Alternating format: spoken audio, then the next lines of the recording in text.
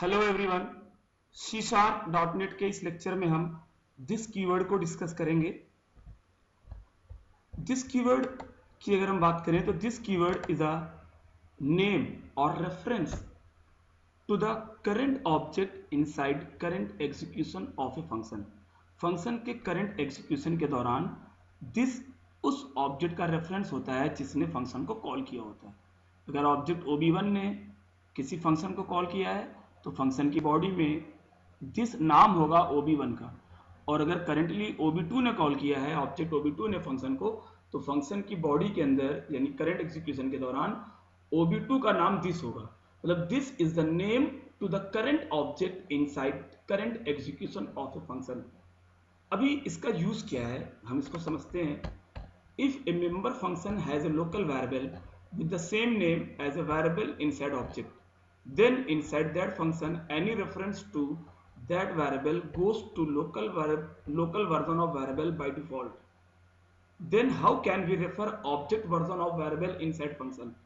अगर किसी फंक्शन की बॉडी में किसी वेरिएबल का नाम, लोकल वेरिएबल का नाम वही होता है जो किसी ऑब्जेक्ट वेरिएबल का नाम है, और अगर हम उस फंक्शन की बॉडी में उस वेरिएबल को एक्सेस करते हैं तो by default local version available होता है, ऑब्जेक्ट वाला वर्जन रेफर नहीं हो पाता है। तो how can we refer object version in this case? How can we refer object version of variable in this case? इस केस में ऑब्जेक्ट वाले वेरिएबल को हम कैसे रेफर करें? तो this is the solution here. तो this keyword is solution. This is the name और reference to the current object inside current execution of a member function. This keyword is used for name space resolution inside function. ये name space collision को avoid करता है। जैसे function की body में local variable का नाम भी वही है जो ऑब्जेक्ट वेरिएबल का है, तो बाय डिफॉल्ट कोई भी रेफरेंस लोकल वेरिएबल को जाएगा, ऑब्जेक्ट वेरिएबल को नहीं जाएगा। इस बात को हम आपको एक डायग्राम से समझा सकते हैं। ये डायग्राम है हमारा। इसमें कोई क्लास है, मान लीजिए बॉक्स, उसके अंदर कोई फंक्शन है, नाम है सेट बॉक्स।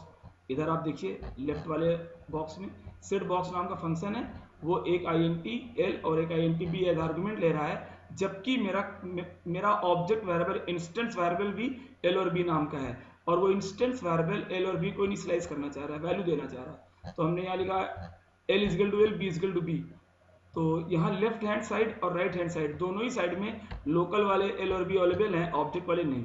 अब देखिए यहाँ से कॉल किया जा रहा है। राइट हैंड साइड में देखिए हमने यहाँ पे एक बॉक्स लिखा होगा, box OB is equal to new box, फिर हमने लिखा OB डॉट सेट बॉक्स 2,5। तो मैंने 2,5 पास करके सेट बॉक्स को कॉल किया।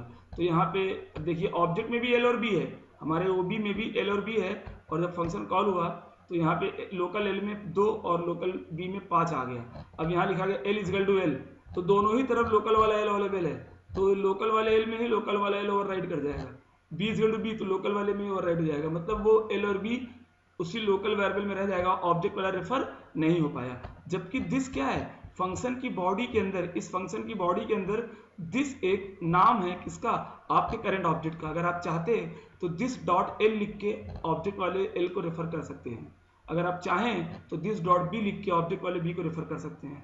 तो अगर हम लिखते दिस डॉट l बराबर l, तो वाकई ऑब्जेक्ट वाले l में लोकल वाला l स्टोर हो जाता। दिस डॉट b बराबर b, तो ऑब्जेक्ट वाले b में लोकल वाला b स्टोर हो जाता। तो दिस इज द नेम और reference to the current object inside current execution of function.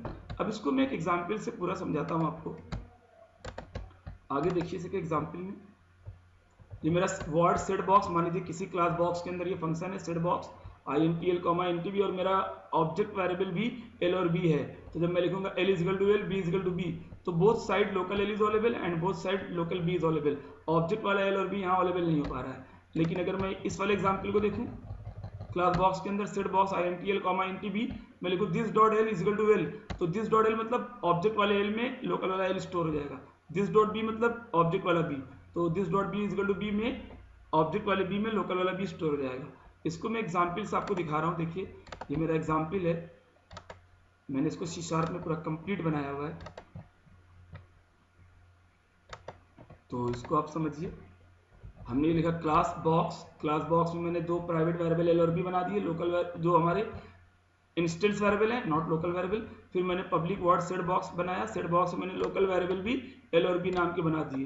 यानी यहाँ पे क्या हो रहा है, नेम स्पेस कोलिजन हो रहा है। कोलिजन मतलब टकराव हो रहा है। दोनों ही तरफ एल, कौन सा एल है, लोकल वाला ही एल है, दोनों ही तरफ कौन सा बी है, लोकल वाला बी है, तो how can B refer object वाला वर्जन, तो this is the solution here, तो we can write this dot L, तो by writing this dot L we can refer object version of L, and by writing this dot b we can refer object version of b, and simply l and b means local वाला l and b, okay। तो अब यहाँ पे मैंने this dot L लिख के और this dot B लिख के ऑब्जेक्ट वाले एल और बी को रेफर किया है। अब सो बॉक्स में चूंकि कोई लोकल वेरिएबल नहीं है इसलिए एल और बी लिखेंगे तो ऑब्जेक्ट वाला एल और बी ही रेफर होगा। अब यहाँ देखिए मैंने क्लास में मेन प्रोग्राम में box O B is new box लिखा और O B dot set box 3,4, control सीधे कहाँ है, सेट बॉक्स पे गया, यानी एल में क्या है यहाँ पे भी, एल में आया 3 और बी में आया 4।